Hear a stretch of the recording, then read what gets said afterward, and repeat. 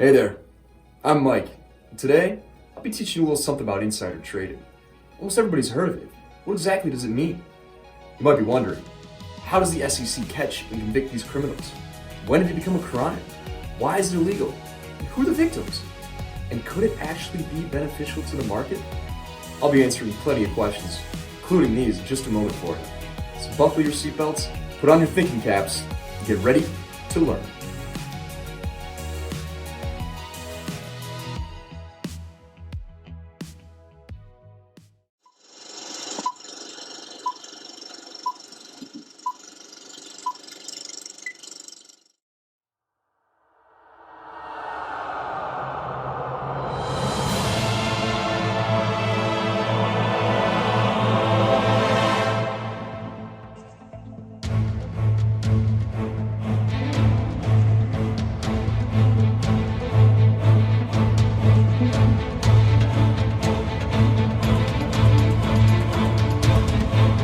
Republican Congressman Chris Collins pleaded guilty to insider trading charges Tuesday. It comes one day after the lawmaker from New York resigned from Congress and pleaded guilty to conspiracy to commit security fraud.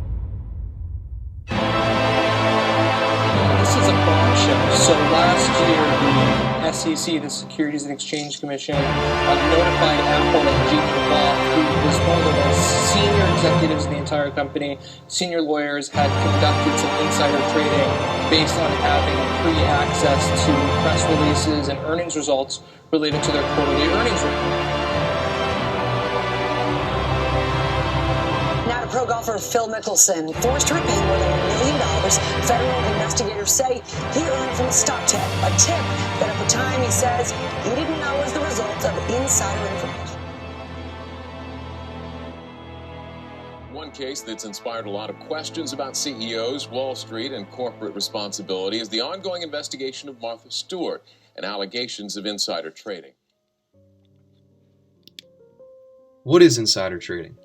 Well, by definition, insider trading is the illegal practice of trading on the stock exchange to one's own advantage through having access to confidential information. Sort of confusing if you aren't familiar with these terms. Dictionary definitions are annoyingly worded. So let me break it down for you. This is Jeff. Jeff is your average Wall Street hedge fund manager, and he has lots of friends in high places.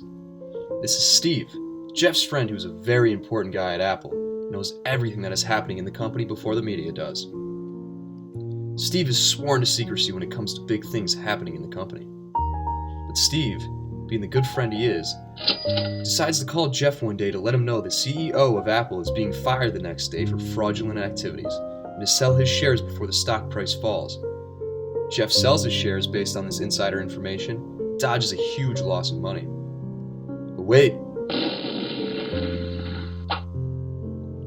The SEC found out, and now Jeff is going to jail for insider trading. But how did they know? There are a couple of different ways the SEC catches these criminals. One of them being market surveillance.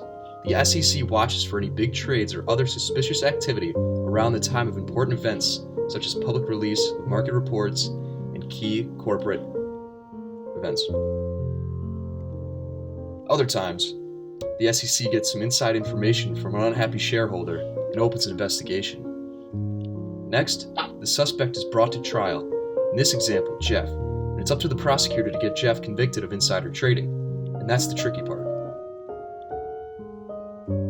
Direct evidence is often hard to come by in an insider trading case, so the prosecution must rely upon circumstantial evidence. So, oftentimes, the accused get off scot-free or just a slap on their wrist after a plea deal. So let's take it back for a little history lesson now. The SEC, otherwise known as the Securities and Exchange Commission, was formed in 1934 in response to the stock market crash in 1929. Before that, insider trading was a common occurrence and the market really wasn't a fair playing field. The SEC decided to come in like a mother bear to protect investors who lacked insider information. And they continue to regulate the stock market trading, attempting to make it a trustworthy system. Now you're probably still wondering, why is this illegal? And you might be thinking, this sounds like a victimless crime. Well, basically, insider trading is illegal because the person with the inside information not only has an advantage over other investors, but he or she can artificially influence the value of a company's stocks, and it's considerably unethical practice. Now, one could argue that there is no victim when one party uses inside information to their advantage, but they're wrong. The market and their investors suffer as a result of insider trading, since market prices are skewed when huge trades are made based on non-public information. All in all, insider trading is wrong and disrupts the fairness of the stock market, but unfortunately, people still do it, and they're hard to catch.